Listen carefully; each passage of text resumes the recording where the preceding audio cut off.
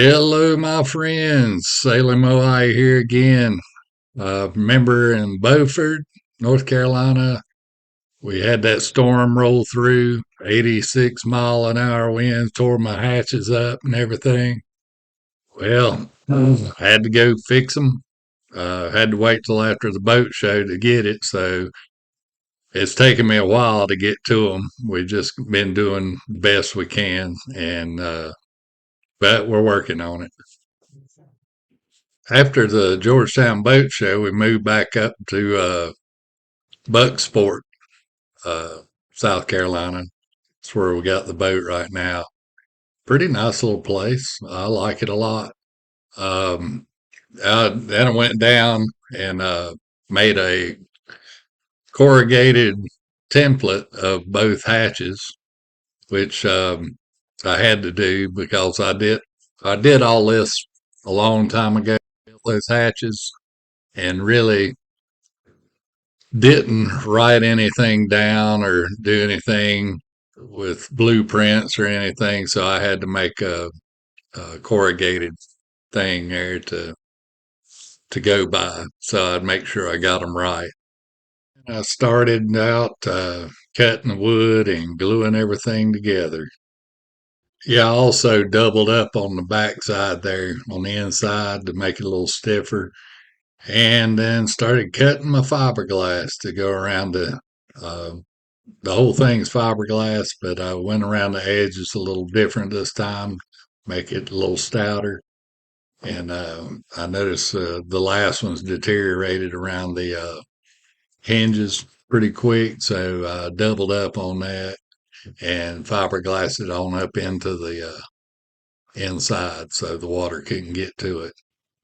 These thin strips are for the edges, going around the edges and making sure I had it all waterproof, and then the whole thing got covered. And that's why I'm cutting these little strips to go around those edges, make it a little easier to fiberglass. All right. Sorry I didn't get that filmed. I had a phone call while I was mixing epoxy. But I noticed on the last ones it deteriorated really quick by the back by the hinges, so I just put a second layer of fiberglass on the back on either side of that. That's what I was cutting those skinny pieces for. So I just got those in there, and I'll show you what I done. As some of you probably think I'm crazy, but I cut my strips off of there, took them out, made sure they fit, and I take these. I use plastic cups, and it's fine for small mixes. You don't want to put a pint and mix it up in one of those cups. It'll melt it to the floor. It won't last. But I'm talking about 3 to 4 pumps, 5 pumps of hardener and resin together, and the stuff starts heating up almost immediately.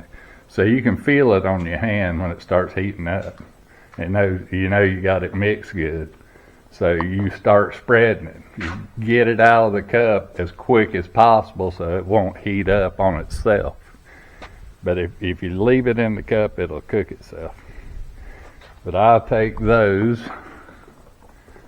and mix up my epoxy. This time I'm using Total Boat epoxy. It's a 5-to-1 mix, just like West System. Almost identical stuff, so I tried it and see what I was like. But I use these little shop brushes for these little jobs like this, especially if you're by yourself and you try to use a spreader or roller on that little bitty piece in there. It's easier to come in here and dab it from the center and get it like that, and get the corner in first and keep it straight, and then you can pat it down through there and then wipe it off a little as you go, instead of trying to get it all scraped off and smooth right off the bat, because it'll move on you, and you spend all that time, and now you got to get all the wrinkles back out. So that's the way I do it. And once it gets on there, then I can go back with my roller and make sure there's no air bubbles and stuff in it. So that's what I'm working on this morning, trying to get these new hatches from companionways done. You know, that one got ripped off in the storm, so I'm trying to make the hinge area much stronger, and I got some good size big key locking latches to go on there, locks, to make sure they stronger than the last ones. Uses a key, you can lock that underneath there and keep that wind from catching that thing. I think the others were just too small and weak, and I hadn't planned on being in a 85-mile-an-hour storm, so there you go. But anyways, that's what I'm working on today, and if the yellow jackets don't get me, I'll be done with the fiberglassing today, and I can start sanding, cleaning and sanding. You know, there's a blush that gets on it if you're not using the stuff that you're supposed to put over it. And I don't have the money or the time to go get that stuff, and I'd have to learn a whole nother thing. So I'm just gonna scrub them down. It ain't that big a deal. Get some warm water and some Scotch-Brite, scrub them down, get the blush off of it. That forms when epoxy sets up. When it kicks, it forms a little blush on it. It's kind of a greasy feeling substance.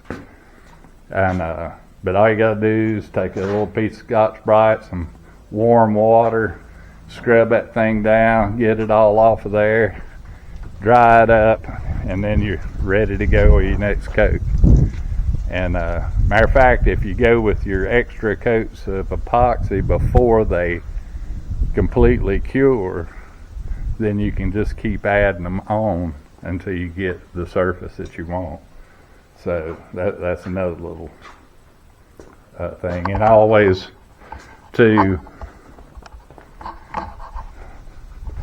came in here with the brush and epoxy, and I brushed the epoxy on the whole thing before I put the glass down, and then I fit the glass into the corner and get it all smoothed up and get the bubbles out of it and everything, and then I put the epoxy over the top of it, and that gives some, it'll be drawing some from the bottom and the top. And you don't want a dry layup. That's the main thing. You don't want a dry layup.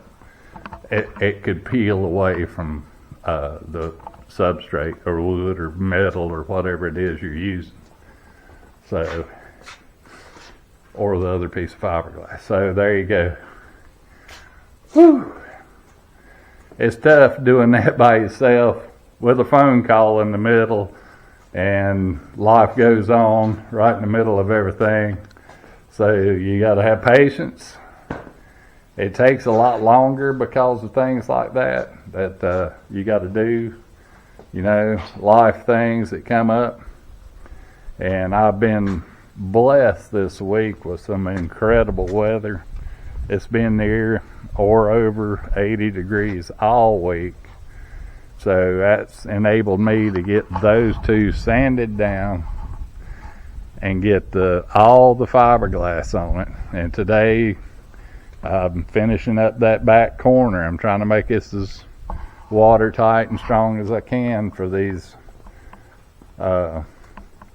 hatches. I also went with thicker plywood. Last time it was 3/8. This time it's just a hair under a ½ inch.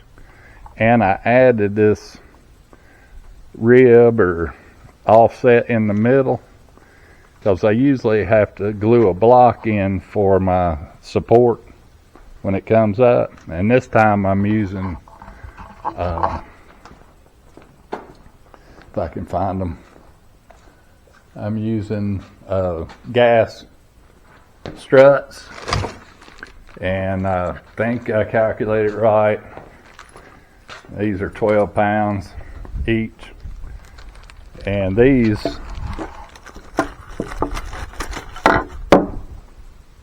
will mount on this block and to the boat on either side, and plus the locks that I have to have a 1/2 inch minimum to bolt them down through this hatch. So I added that second piece, and I started just to put it where I needed it, and then I said, well, you know what, let's just make that thing strong all the way across. So that's what I've done. I got that.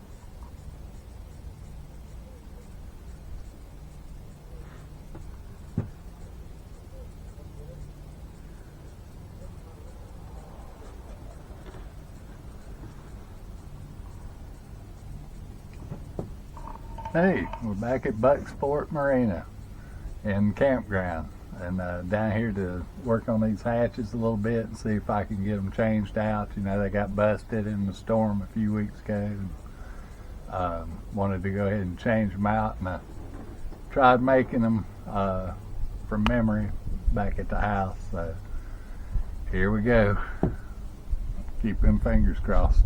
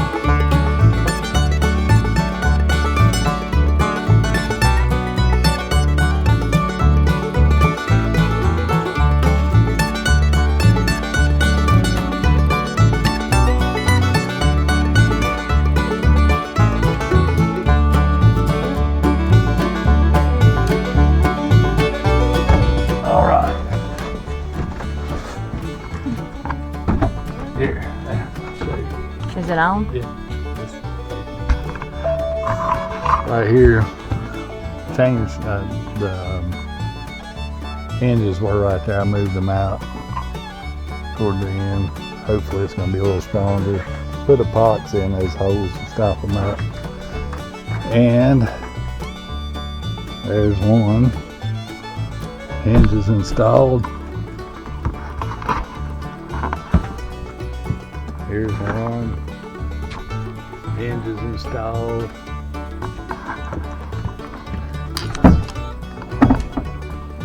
And struts installed. So I didn't bring everything with me, so I can't get all of them, but I got this one done. So I got struts to hold that up now. I think we're gonna like it a lot more. So there you go. Another job done well. And are just done, almost done with. So next time.